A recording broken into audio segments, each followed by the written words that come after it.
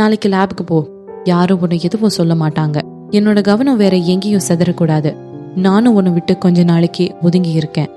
ஆனா நீ நமக்குள்ள இருக்கிறத பத்தி கண்டிப்பா மறுபடியும் யோசிச்சு பார்க்கணும்டி. இல்லனா நான் நம்மளோட விஷயத்துல கண்டிப்பா பின்வாங்க மாட்டேன் அவந்திகா என்றான் தனது கண்ணீர் குரலில். அவனை திரும்பி பார்த்தாள் அவந்திகா. அவனது கண்களில் உணர்ச்சி கலவைகள் கொட்டி கிடந்தன. இந்த மாதிரியான உணர்ச்சி கலவைகள் தான் அவளது வீக் பாயிண்ட். இவற்றை மட்டும் எப்படி கையாள்வது என்பது இத்தனை வருடங்களாக எத்தனை முயற்சி செய்தும் அவளுக்கு புரிபடாத விஷயம். இப்பொழுதும் அவளுக்கு அவனது உணர்ச்சிகளுக்கு எப்படி ரியாக்ட் பண்ணுவது என்று தெரியாமல் இதை தட்டி கழித்து விடலாம் என்று முடிவெடுத்தாள். அதனால் அவனுக்கு பதிலையும் கூறாமல் திரும்பி நடக்க ஆரம்பிக்க ரவி அவளது மணிக்கட்டையை பிடித்து நிறுத்தினான். அவனை திரும்பி பார்த்தவள் என்ன என்பது போல் பார்க்க அவனது பார்வை சகஜ நிலையை அடைந்திருந்தது. இதற்கு முன் அவன் கண்களில் தெரிந்த உணர்ச்சி கலவைகளில் ஒன்றை கூட இப்பொழுது காணவில்லை. காருக்குள்ள ஏறிடி, நான் வீட்டுல டிராப் பண்றேன் என்றான். இல்ல என்று ஏதோ சொல்ல வந்தவளை முடிக்க கூட விடவில்லை. இவளை இழுத்து கொண்டு போய் காரினுள் ஏற்றிவிட்டான். பின்னே மீண்டும் ஒரு நிராகரிப்பை அவளிடம் இருந்து எப்படி தாங்குவது? முதலில் அவனிடம் போராடி பார்த்தவள் பின் அமைதியாக அமர்ந்து கொண்டாள். பின்னர் அவனும் துள்ளி குதித்து உள்ளே ஏற கார் விரைந்தது. அவர்கள் இருவருமே இத்தனை நேரம் ரெஸ்டாரண்ட் இருக்கும் கட்டடத்தின் மறைவில் நின்று கொண்டிருந்தது. இவர்களை பார்த்தபடி பூர்ணிமாவை கவனிக்கவில்லை. போய்க் கொண்டிருந்த காரை பார்த்தவளின் கண்களில் எரிமலை குழம்புகள் கொதித்துக் கொண்டிருந்தது. இத்தனை வருடங்களாக ரவிச்சந்திரனிடம் நெருங்க அவள் எத்தனை முயற்சி பண்ணி இருப்பாள். ஆனால் அவன் இவளை என்றுமே தொட்டு பேசுவது இருக்கட்டும், தோழியை தாண்டி வேற எண்ணங்களோடு ஒரு பார்வை கூட பார்த்தது கிடையாது. அவள் தான் வெட்கத்தை கடன் கொடுத்துவிட்டு அவனை ஒட்டி ஒட்டி நிற்பாள். இன்று ரவியும் அவந்திகாவும் ரெஸ்டாரண்ட் உள்ளே சாப்பிட்டு கொண்டிருந்த போதிலிருந்து அவள் ஜன்னல் வழியாக அவர்களை பார்த்து கொண்டுதான் இருந்தாள்.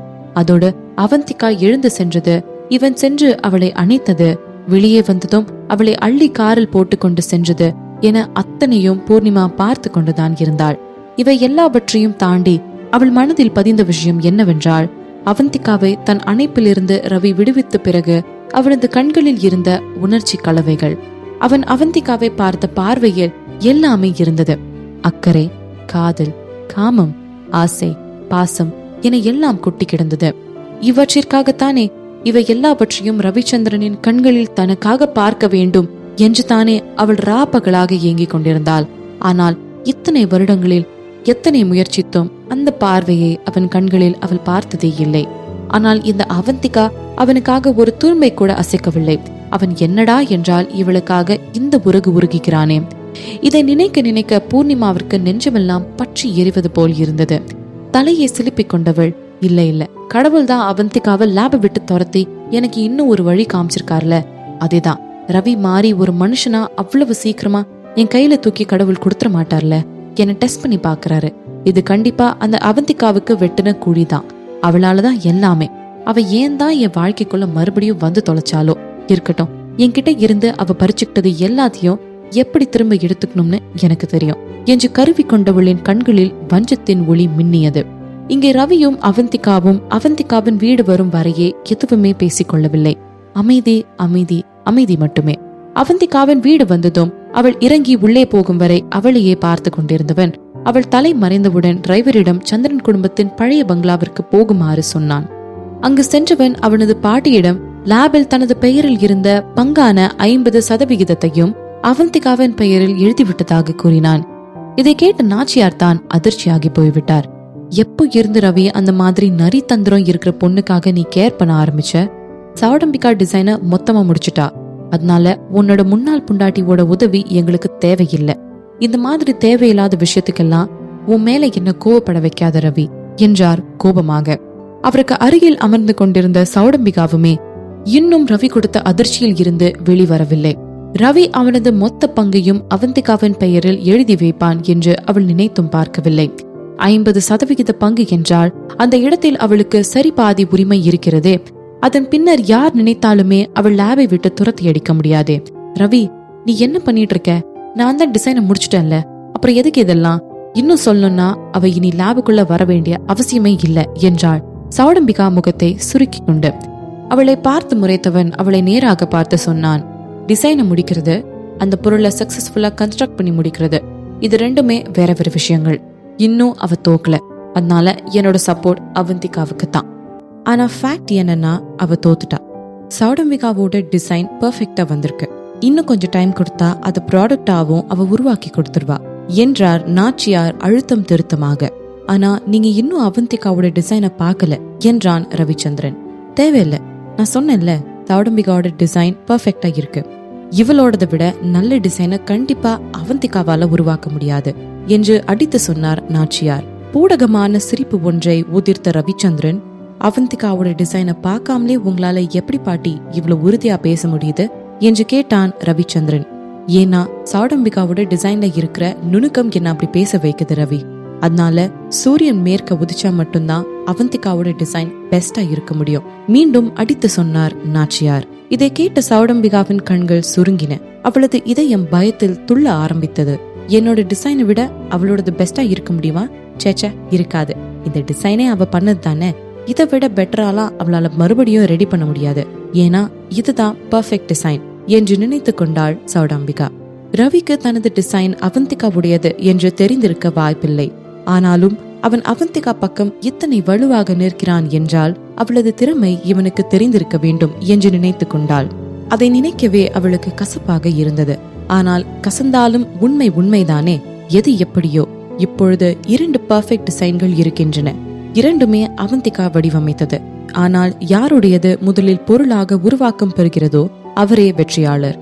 அப்படியென்றால் தான் தான் வெற்றியாளர் என்று அவளது மனது அடித்து சொன்னது. ரவியை கோர்ந்து பார்த்து கொண்டிருந்த நாச்சியார், நீ உன்னோட முன்னாள் பொண்டாட்டி மேல இவ்ளோ நம்பிக்கை வச்சிருக்கிறதுனால நாம ஏன் ஒரு பெட்டு போட்டுக்க கூடாது ரவி? ஒருவேளை அவளோட டிசைன் சௌடம்பிகாவோட டிசைனை விட பெட்டரா இருந்துச்சுன்னா அதுக்கப்புறம் மொத்த சந்திரன் குடும்பமும் அவளை மனசார ஏத்துக்குவோம். நீ அவளை மறுபடியும் கல்யாணம் பண்ணிக்கணும்னு நினைச்சாலும் அதுல நாங்க தடையா குறுக்க வர மாட்டோம் என்று அவர் கூற தன் நிலைமையை யாரிடம் சொல்லி அழ என்று அவனுக்கு தெரியவில்லை. சந்திரன் குடும்பம் அவளை மருமகளாக ஏற்றுக்கொள்கிறதா இல்லையா என்பது ஒரு பக்கம் இருக்கட்டும், அவந்திகா மீண்டும் தன்னை ஏற்றுக்கொள்வாளா? அதுவே இங்கு பெரிய கேள்விக்குறியாக நிற்கிறதே. ஆனால் தன் குடும்பத்தாரின் நல்ல ஆசிகள் தனக்கு கிடைக்கும் என்றால் அவன் ஏன் அதை வேண்டாம் என்று சொல்ல போகிறான்? சரி பாட்டி, டீல். ஆனா அதுக்கு என்கிட்ட இருந்து நீங்க என்ன எதிர்பார்க்கறீங்க? பின்ன இந்த ஒப்பந்தத்தை அவனுக்கு மட்டும் சாதகமா இருக்குமாறு கொடுப்பார் என்று நினைக்கும் அளவிற்கு அவன் கொஞ்சம் முட்டாள் இல்லையே. பதிலுக்கு அவர் ஏதோ பெருசாக கேட்க போகிறார் என்று தெரிந்திருந்தது. ஒருவேளை அவளுடைய டிசைன் சௌடம்பிகாவோட விட பெட்டரா இல்லைன்னா நீ மறுபடியும் அந்த பொண்ணை பார்க்க கூட கூடாது. அதோட நீ வேற ஒரு பொண்ணை கல்யாணம் பண்ணிக்குவேன்னு எனக்கு சத்தியம் பண்ணி கொடுக்கணும். அந்த பொண்ணு பூர்ணிமாவா தான் இருக்கணும்னு எந்த அவசியமும் இல்ல. சந்திரன் குடும்பத்தை காப்பாற்றுற பொண்ணா இருந்தா போதும் என்று தனது டீலை முன்வைத்தார் நாச்சியார். அவர் கூறியவற்றை எல்லாம் கேட்டவன் எந்த யோசனையும் செய்யாமல் எழுந்து நின்றபடி, நான் இந்த டீலை ஏத்துக்கிறேன். அதோட பாட்டி, நான் இதுல தோக்க மாட்டேன் என்றான் உறுதியாக. நீ அவந்திகாவ அவ தகுதிக்கு மீறி ரொம்ப உயர்வா எடை போட்டு வச்சிருக்க பேராண்டி. அதோட இதுல நீ தோத்துட்டா உன்னோட பங்கு எல்லாத்தையும் திருப்பி வாங்கிடணும் ரவி. இப்படிதான் சந்திரன் குடும்பத்தை சொத்தை அவளுக்கு தூக்கி கொடுப்பியா? அது என்ன கொஞ்சம் நஞ்ச பணமா ரவி என்றார் கண்டிப்பான குரலில். ஆக்சுவலா பாட்டி, ஒருவேளை நீங்க மித்தவங்க பேச்சு கேட்டுக்கிட்டு அவந்திகாவை டார்கெட் பண்ணாம இருந்தீங்கன்னா நான் இப்படி என்னோட ஷேர்ஸ் எல்லாம் அவ பேர்ல எழுதி வச்சிருக்க மாட்டேன் என்றான் ரவிச்சந்திரன். அப்ப தப்பு எங்க மேலதான் இருக்குன்னு சொல்றியா ரவி? அவனை துளைக்கும் பார்வையோடு கேட்டார் நாச்சியார். ஆம் என்பது போல் தலையாசைத்தவன், ஆமா, அதனால அவந்திகாவை எந்த காரணமுமே இல்லாம டார்கெட் பண்றத நிறுத்திடுங்க. இல்லனா இதோட பின் விளைவு இன்னும் மோசமாக இருக்கும் என்றான் நிறுத்தி நிதானமாக. இதை கேட்ட நாச்சியாருக்கு கோபத்தையும் தாண்டிய ஆச்சரியம் இருந்தது. ரவி தன்னிடமே இப்படி மரியாதை இல்லாமல் பேசுவான் என்று அவர் நினைத்தும் பார்த்திருக்கவில்லை. அவன் என்றுமே அவரை மிகுந்த மரியாதையுடன் தான் நடத்தியிருக்கிறான். ஆனால் இன்று ஒரு 3ஆம் மனிதருக்காக தன்னிடமே இப்படி பேசுகிறானா? நான் சொல்ல வந்ததெல்லாம் சொல்லிட்டேன் பாட்டி, நீங்க ரெஸ்ட் எடுங்க, நான் கிளம்புறேன் என்றபடி அவன் கிளம்ப போய்விட்டான்.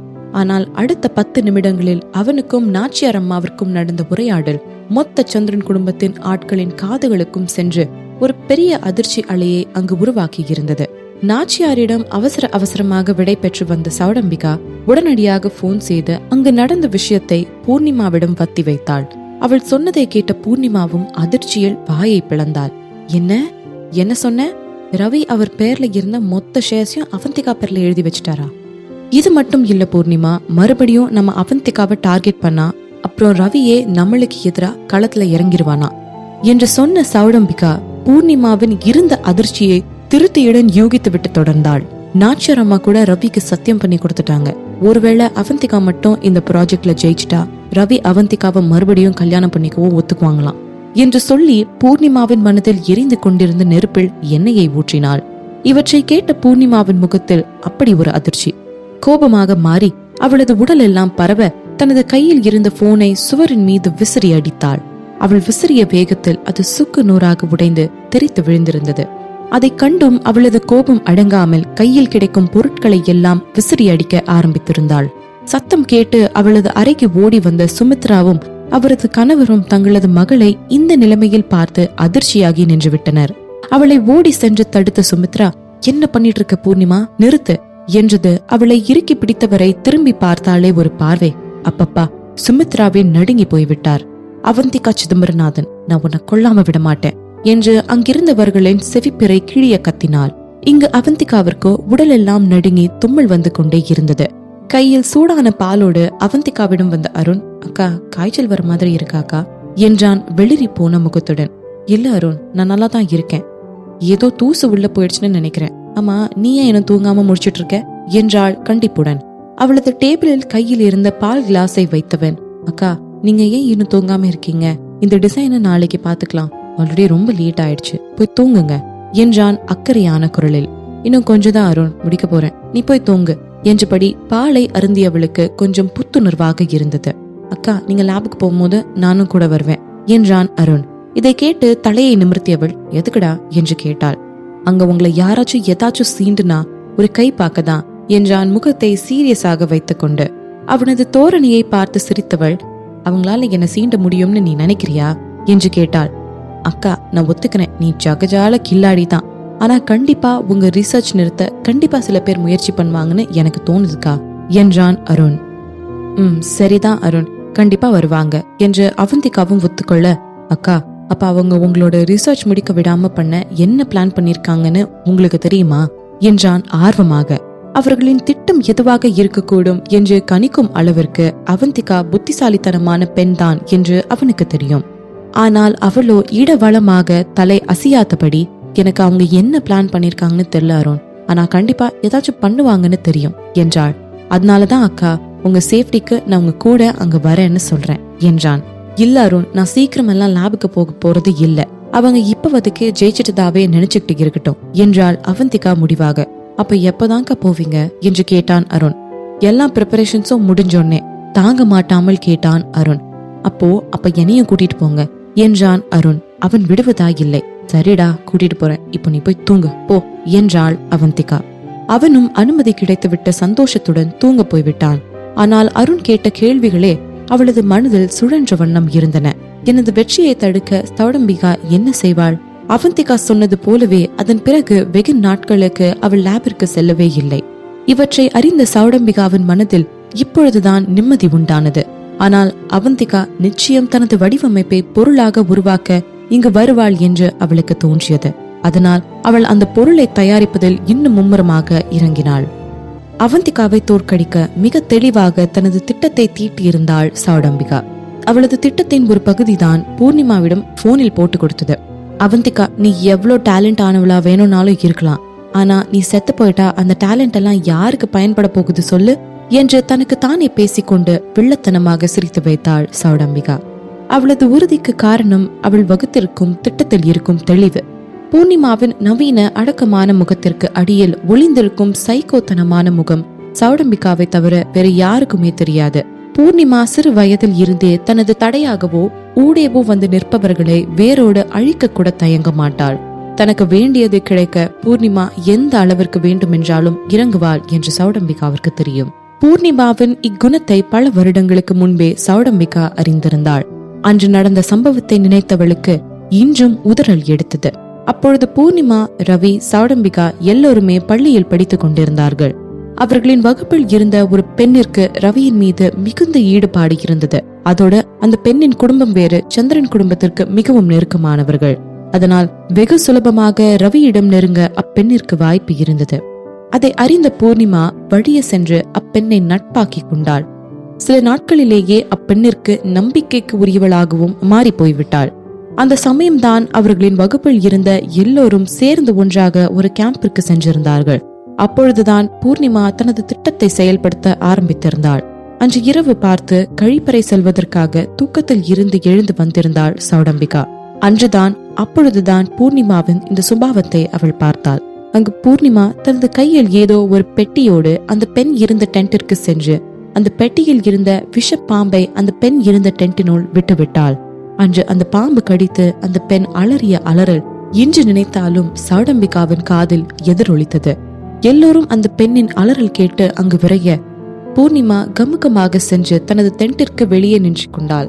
அன்று பூர்ணிமாவின் கண்களில் தெரிந்த திருப்தியே அவளுக்கு ரவியின் மீது மிகுந்த இருந்த ஆசையை பறைசாற்றியது. அன்று இரவே தனக்கு ரவி மேல் இருந்த ஆசையை தூர தூக்கி எறிந்து விட்டாள் சௌடம்பிகா. அன்று அவள் வெறும் அனாதையாக இருந்தாள். ரவிக்காக தனது வாழ்க்கையையோ உயிரையோ இழக்க அவள் தயாராக இருந்திருக்கவில்லை. இதில் சிறப்பம்சம் என்னவென்றால், பூர்ணிமா இதையெல்லாம் செய்த பொழுது அவள் அவளுடைய 13 வயதில் தான் இருந்தாள். அவர்கள் இருந்த இடம் வேறு, நகரத்தை விட்டு வெகு தூரத்தில் இருந்ததால் அந்த பெண் அங்கே இறந்து விட்டாள். ஆனாலும் ஒரு குலையையே செய்துவிட்டு அன்றே பூர்ணிமா தைரியமாக வலம் வந்து கொண்டிருந்தாள். காலம் போக போக சௌடம்பிகா அறிந்து கொண்ட விஷயம் என்னவென்றால், பூர்ணிமா சூழ்ச்சிகளில் தேர்ந்தவள் மட்டுமல்ல, அவளை வெகு சுலபமாக மூளை சலவை செய்து விடலாம் என்பதையே. இதனால்தான் பூர்ணிமாவின் தேவை என்றாவது தனக்கு தேவைப்படும் என்ற எண்ணத்தோடு அவளுடைய நட்பு வட்டத்திலேயே இருந்து வந்தாள் சௌடம்பிகா. அந்த தேவை இன்று வந்துவிட்டது. இன்று ரவியின் மீது இருக்கும் மோகம் பூர்ணிமாவுக்கு கொஞ்சம் கூட குறையவில்லை. இன்னும் சொல்ல போனால் அது மேலும் பல மடங்காக அதிகமாகி இருந்தது. அதோடு சேர்ந்து பூர்ணிமாவின் மனதினுள் இருக்கும் மிருகத்தன்மையும் காலப்போக்கில் நிச்சயம் அதிகமாகி இருக்கும் என்று உறுதியாக நம்பினாள் சௌடம்பிகா. அதனால் அதை அவந்திகாவை அழிப்பதற்கு ஆயுதமாக கையில் எடுத்தாள். நிச்சயம் கேம்பில் இருந்த பெண்ணின் மரணத்தை விட அவந்திகாவுடையது மிக கொடுமையாக இருக்கும் என்று சௌடம்பிகாவால் கணிக்க முடிந்தது. இதை நினைக்கும் பொழுதே அவளுக்கு சந்தோஷ ஊற்று பெருக்கெடுத்தது. ஆரம்பத்தில் இருந்து அவந்திகாவை அழிக்க வேண்டும் என்ற எண்ணம் எல்லாம் அவள் மனதில் இருந்திருக்கவில்லை. ஆனால் இன்று அவளிடம் இருக்கும் அபரிவிதமான திறமைதான் அவளது உயிரை பறிக்கப் போகிறது என்று நினைத்து கொண்டாள். தனக்கு வேண்டியது தனக்கு கிடைக்க வேண்டும் என்றால் அது அவந்திகாவின் இறப்பிற்கு பின்னரே நடக்கும் என்று உறுதியாக எண்ணினாள் சௌடம்பிகா. ஆனால் தனது புத்தியும் பூர்ணிமாவின் போக்கிற்கு சென்று விட்டது என்பதை சௌடம்பிகா கவனிக்க தவறிவிட்டாள். தனக்கு உரிய தகுதியை அடைய தடையாக இருப்பவர்களை நீக்கினால்தான் என்ன தப்பு என்ற மனம் நிலைமைக்கு அவள் வந்துவிட்டாள். தனது திட்டம் பழிக்க போகும் கனவு அவள் கண்களில் ஒளி வீசி கொண்டிருந்தது.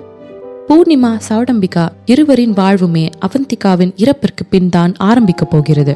அவர்கள் இருவருமே தங்களது சந்தோஷத்தை அழிக்கும் அவந்திகா ஏன் உயிரோடு இருக்க வேண்டும் என்றே நினைத்தார்கள். ஆனால் அவந்திகா அவர்கள் இருவருக்கும் அவளுக்கு எதிராக சதி வலை பின்ன வழி கொடுக்கவே இல்லை. ஏனெனில் அவள் வெகு நாட்களாக வீட்டை விட்டு வெளியே தலை காட்டவே இல்லை. அவந்திகா தினம் தினம் லேபிற்கு வராமல் ஓபி அடிப்பதை பார்த்த சௌடம்பிகா அவந்திகாவின் வரவை எதிர்பார்ப்பதை விட்டுவிட்டு அவளிடம் இருக்கும் வடிவமைப்பை பொருளாக மாற்றும் முயற்சியில் தீவிரமாக இறங்கிவிட்டாள். அவளுடைய சக ஊழியர்களோடு சேர்ந்து அவள் அந்த செயற்கை கையை தயாரிக்கத்தான் இன்னும் வெளிப்படையாக தெரிந்தது அவந்திகாவின் அபரிவிதமான திறமை. அவந்திகாவுடைய பார்வை எத்தகையானதாக இருந்தது என்றால், அவள் மட்டும் இதில் இறங்கி இருக்கவில்லை என்றால் இத்தகைய நவீனம் இந்த உலகிற்கு வர குறைந்தது இன்னும் 50 ஆண்டுகளாவது ஆகியிருக்கும் என்பது நிச்சயம். இதை உணர்ந்தவளுக்கு அவந்திகாவின் ஆற்றலை நினைத்து பிரமிப்பாக கூட இருந்தது. அவளது இந்த திறமை அவளுக்கு எத்தகைய வளங்களை அள்ளித்தரக்கூடியது என்று அவந்திகாவிற்கு கொஞ்சமாவது தெரிந்திருக்குமா? இது மட்டும் அவளது வடிவமைப்பு என்று வெளி உலகிற்கு தெரிந்த அடுத்த நிமிடம் பணம், பேர், புகழ், செல்வாக்கு என அத்தனையும் அவளது காலடியில் கிடக்கும் என்று சொன்னால் அது மிகையாகாது.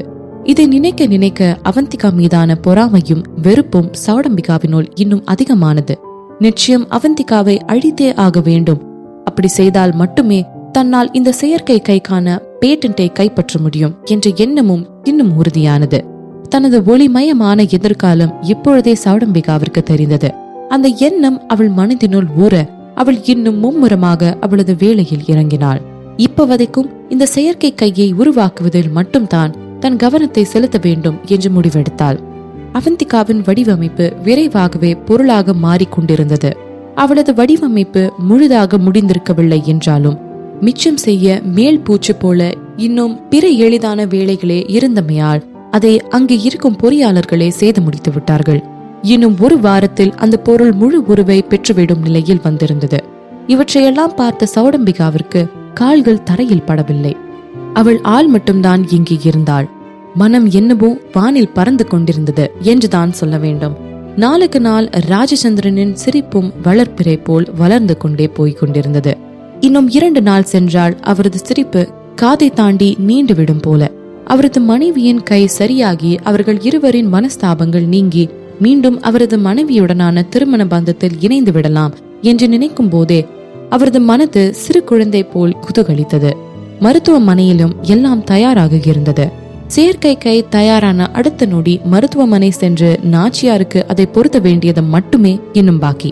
ஒரே வரியில் சொல்ல போனால் சௌடம்பிகா தன் வாழ்நாள் ஆசையில் வெற்றியடைய போகிறாள்.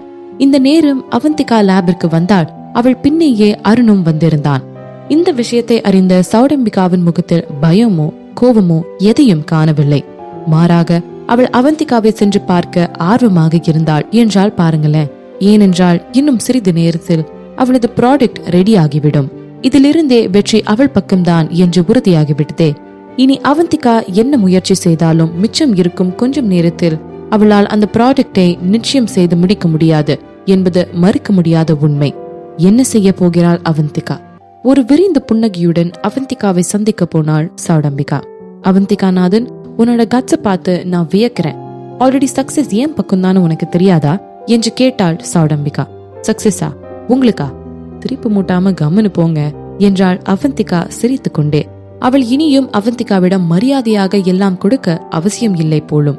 எவ்வளவு தைரியம் இருந்தா இனி எப்படி பேசுவ? என்னோட டிசைனை வச்சு நான் தான் இனி இந்த லேப் ஆள போறேன். அதோட என்னோட ப்ராடக்டும் முடிகிற தருவாயில தான் இருக்கு என்றாள் கோபமாக. அவளின் கூற்றை கேட்டு புருவம் உயர்த்தியவள், சாரி, மனுஷங்களுக்கு மட்டும்தான் மரியாதை தருவேன், உன்ன மாதிரி கேவலமான ஜென்மத்துங்களுக்கெல்லாம் இல்ல, திருட்டு ஜென்மங்க என்றாள் அவந்திகா. இதை கேட்ட சௌடம்பிகாவின் முகம் கோபத்தில் இரத்த சிவப்பில் மாறிவிட்டது. சில வினாடிகளிலேயே தன்னை சமன்படுத்தி கொண்டவள், இப்படி எந்த ஆதாரமும் இல்லாமலாம் ஒருத்தவங்க மேல பழிய தூக்கி போடக்கூடாது அவந்திகா. நான் திருடேன்னு சொல்றியே, அதுக்கு ஏதாச்சும் ஆதாரம் இருக்கா உன்கிட்ட என்று கேட்டாள் சௌடம்பிகா. உன்னோட டிசைன் தான் ப்ரூஃபே. அது என்னோட அக்காவோட தாட்டமே இருக்கு. இதுக்கு பேரு திருட்டு இல்லனா வேற எதுக்கு பேரு திருட்டுன்னு சத்தியமா தெரியல என்று கொதித்தான் அருண். அவனை பார்த்து முறைத்த சௌடம்பிகா, நீயே ஒரு அண்ணக்காவடி, உனக்கு சப்போர்ட்டுக்கு இந்த பொடியனை வேற கூட கூட்டிட்டு வந்திருக்கியா? பொடி பயலே, நான் யாருனாச்சும் உனக்கு தெரியுமா? இந்த இடம் எனக்கு சொந்தமானது. நான் உங்க அக்காவோட டிசைனை திருடினா? இப்ப சொல்ற கேட்டுக்கோ, உங்க அக்கா தான் என்னோட டிசைனை திருடி இருக்கா. என்ன அர்த்தமாச்சா என்று உருமினாள். அவளை பார்த்து ஏளனமாக சிரித்த அருண், நல்ல வேலை நான் இன்னைக்கு லேப்க்கு எங்க அக்கா கூட வந்தேன். இல்லனா இப்படி ஒரு கேவலமான ஜென்மம் இந்த உலகத்துல வாழ்ந்துட்டு இருக்கானே எனக்கு தெரியாம போயிருக்கும் என்றான் அருண் சௌடம்பிகாவை பார்த்து இன்னும் சிரித்தவாறே. உன்னை என்ன பண்றேன்னு பாருடா, செக்யூரிட்டி இவனை தூக்கி வெளியே போடுங்க என்று கத்தினாள். அவந்திகாவை வெளியே அனுப்ப முடியவில்லை என்றால் என்ன, அவளது ஜிங் சாக்கனை வெளியே அனுப்பலாமே. இவள் கத்திய கத்தில் ஒரு செக்யூரிட்டி குடுகுடுவென உள்ளே ஓடி வந்தான். அவனை பார்வையாளியே நிறுத்திய அவந்திகா, என் தம்பி மேல யாரோட கை என்ன, விரல் பட்டா கூட அடுத்த நிமிஷம் அவங்க வேலையில இருக்க முடியாது. இந்த லேபோட ஷேர்ஸ் பாதி என் பேர்ல இருக்குன்னு யாரும் மறந்துடாதீங்க என்று நிதானமாக கூறியவள் சௌடம்பிகாவிடம் திரும்பி, நான் உன்னை வெளியே போன்னு சொன்னாலும் நீ வெளியே போய் தான் ஆகணும் என்றாள். இதை கேட்ட சௌடம்பிகாவின் முகம் ஒரு வினாடி மாறினாலும் சட்டென்று மாறிக்கொண்டவள், நீ என்ன நினைச்சிட்டு இருக்க அவந்திகா? உன் கையில தான் எல்லா பவரும் இருக்குன்னா? ஹே, உன்கிட்ட இந்த லேபோட பாதி ஷேர்ஸ் இருக்கலாம், அதனால எல்லாம் உன்னாலே இங்க ராஜ்யம் செலுத்த முடியாது, அர்த்தமாச்சா? அதோட நான் இங்க வந்திருக்கிறது நாச்சியார் அம்மாவோட ஆர்டரோட பேர்ல தான். அதனால இங்க இருந்து என்ன வெளியே அனுப்புற உரிமை நாச்சியார் அம்மாக்கும் சந்திரன் தாத்தாக்கும் மட்டும் தான் இருக்கு என்றாள் அழுத்தம் திருத்தமாக. சரியாதான் சொல்ற. எப்போ அவங்க உன் பக்கம் இருந்து விலகுறாங்களோ அப்ப நானே உன்னை கழுத்தை பிடிச்சு வெளியே தள்ளுறேன். இல்ல, அதுக்கு அவசியம் இருக்காதுன்னு நினைக்கிறேன். ஏன்னா அவங்களே உன்னை தூக்கி வெளியே எறிவாங்க. அருண் வா, நம்ம இவட்டெல்லாம் டைம் வேஸ்ட் பண்ணாம நம்ம வேலையை போய் பார்க்கலாம் என்று ஒரு வெடிகுண்டை தூக்கி போட்டு விட்டு போனாள் அவந்திகா. ஆனால் அதையெல்லாம் வெறும் உளறலாகவே நினைத்தாள் சௌடம்பிகா. ஏனென்றால் இனி அவளது வெற்றியை அவளிடம் இருந்து யாராலும் பறிக்க முடியாது என்பது நிச்சயமாகிவிட்டது.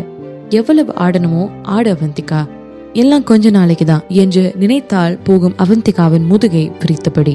பின்னர் அந்த செக்யூரிட்டியை அழைத்தவள், அவ ஒரு துரும்ப அசைச்சா கூட எனக்கு அந்த இன்ஃபர்மேஷன் காதுக்கு வந்துடணும் என்று ஆணையிட அந்த அள்ளக்கையும் டிங் டிங் என்று மண்டையாட்டி வைத்தான்.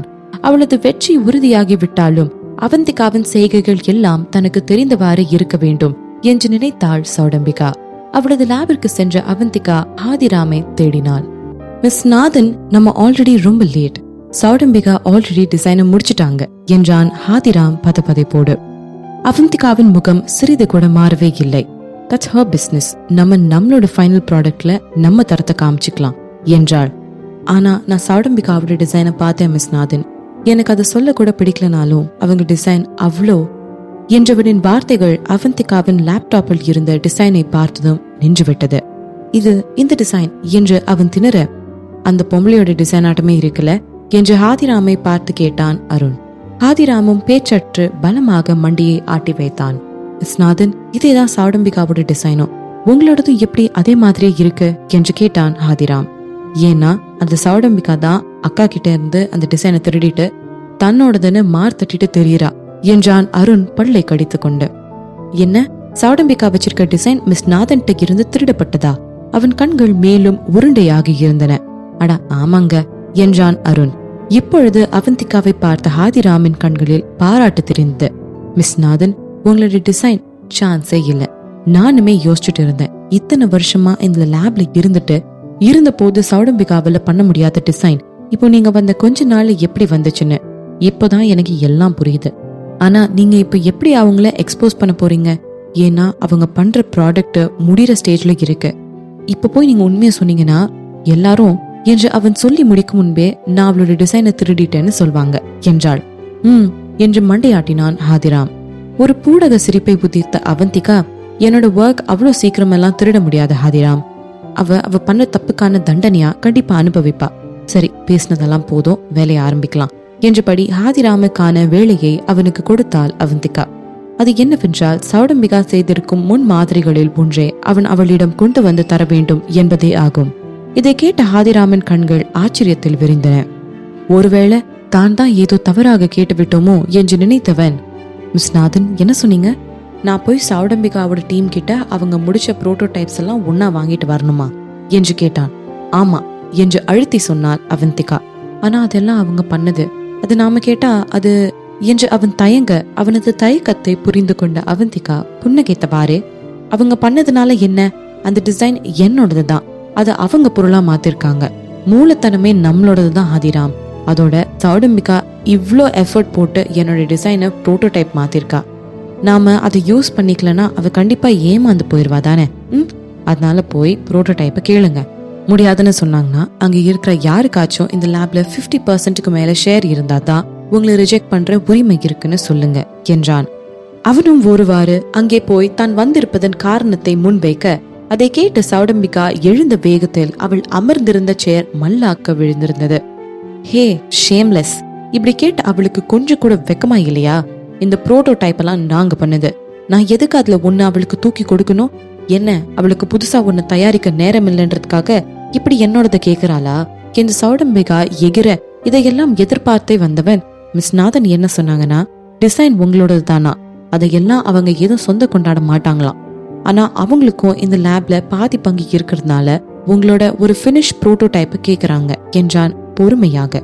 அவ பாதி என்ன பாதி, மொத்த லேபிய சொந்தம் கொண்டாடிட்டு போகட்டுமே, நான் என்னோட புரோட்டோடைப்பை தர மாட்டேன் என்றாள் சௌடம்பிகா உறுதியாக. அந்த நேரம் இவளை நோக்கி ஆர்ப்பாட்டமாக ஓடி வந்த ஒரு பொறியாளன், லீடர் ப்ராடக்ட் ரெடி ஆகிடுச்சு என்றான் வாய்ப்பூராம் பல்லாக. நம்ம செஞ்சு காட்டிட்டோம் லீடர், we won, நாம சாதிச்சிட்டோம்